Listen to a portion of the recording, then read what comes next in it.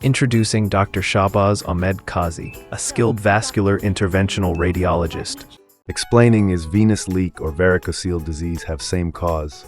Is venous leak embolization is a standard procedure or it has long-term clinical benefits? अस्सलाम वालेकुम, मेरा नाम doctor Shahbaz Ahmad काजी है और मैं एक वैस्कुलर इंटरवेंशनल रेडियोलॉजिस्ट हूँ। एक क्वेश्चन बड़ा मैं देख रहा हूँ कि एक साहब हैं जो इस बात को रिपीट करते हैं कि वेरिकोसील का रिलेशन जो है वेनस लीक के साथ हो भी सकता है, नहीं भी हो सकता। देखिए, चीज़ें जो हैं इसको कॉन्सेप्ट को क्लियर करना चाहिए कि वेरिकोसील जो है टोटली एक डिफरेंट एंटिटी है, एक डिफरेंट डिजीज़ है जिसकी जो वजह है वेरिकोसील की वो है आपकी जो इंटरनल सिस्टमेटिक वेन जिसको हम वेन कहते हैं, जो रीनल वेन्स में या आईवीसी में ड्रेन होती है, उनके वैल्व्स ख़राब होते हैं। यानी जब हमेशा वैल्व्स का काम ये होता है कि फ़्लो जो है वो ऊपर की तरफ जाए, लेकिन अगर फ़्लो जो है वो वैल्व्स के ख़राब होने की वजह से फ़्लो नीचे रिवर्स करता है तो जिसके नतीजे के अंदर आपकी वेरिकोसी डेवलप होती है, जिससे आपका वेन का प्रेशर बढ़ता है, आपके ऑक्सीजन रेडिकल्स होते हैं यानी टॉक्सिन्स होते हैं वो बढ़ जाते हैं, जिसके नतीजे में पेशेंट्स को स्वेलिंग, डिस्कम्फर्ट, ऑलिगोस्पर्मिया और डीएनए स्पर्म सेल्स होते हैं वो ख़राब होते हैं। अब ये एक इम्पॉर्टेंट है कि क्या वेरिकोसील जो है उसका कोई रिलेशन वेनस लीक से है? आमतौर पे वेनस लीक से बिल्कुल नहीं है। वेनस लीक जो है ये बेसिकली जो है ये एक प्रॉब्लम है इरेक्टाइल डिसफंक्शन का, यानी आपसे पेनिस से रिलेटेड है।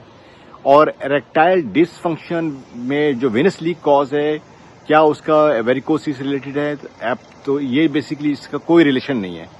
इसका रिलेशन जो है जो पेनिस की जो अपनी वेन्स की जो लीकेज है उसकी प्रॉब्लम है उसके अंदर। अगर उसके अंदर वेल्व्स इनकॉम्पिटेंसी है या उसके अंदर लीकेज है तो उसका पेनिस से रिलेटेड है, उसका टेस्टिस से रिलेटेड नहीं है। तो टेस्टिस की जो ट्रीटमेंट होती है वेरिकोसील की वो टोटली डिफरेंट पैटर्न पे होती है, डिफरेंट पाथवे पे होती है। और वेनस लीक की ट्रीटमेंट जो होती है डिफरेंट पाथवे होती है। वेनस लीक जो है आज तक जो है उसके बहुत सारे कॉजेज हैं वेनस लीक के। सोशल इश्यूज हैं, मेंटल इश्यूज हैं, हेल्थ इश्यूज हैं, डायबिटीज है और दूसरे फैक्टर्स हैं, मेडिकेशन से रिलेटेड इश्यू हैं वगैरह वगैरह वगैरह, बहुत सारी चीजें हैं इसके अंदर। और आज तक कि वेनस लीक जो है इरेक्टाइल डिसफंक्शन जो है वो अभी तक जो है इंटरवेंशनल रेडियोलॉजी के अंदर सक्सेसफुल नहीं है। जो लोग कहते हैं कि वेनस लीक की एम्बोलाइजेशन से पेशेंट क्योर हो जाता है, ऐसा बिल्कुल गलत बात है, बिल्कुल गलत है ये चीजें।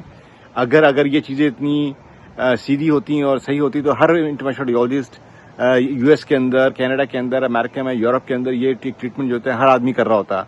अगर ये ट्रीटमेंट कर रहा होता तो जो इंटरनेशनल डाटा वो डाटा जो है वो पब्लिश हो रहा होता है। लेकिन अगर आप इसको पढ़ेंगे भी इंटरनेशनल डाटा के अंदर, डाटा जो है वो 0/0 है, यानी लेस देन 1% के ऊपर डाटा है। लेस देन 1% का मतलब ये होता है कि उसकी कोई अहमियत नहीं है, यानी कि साइंटिफिक कोई प्रूफ नहीं है।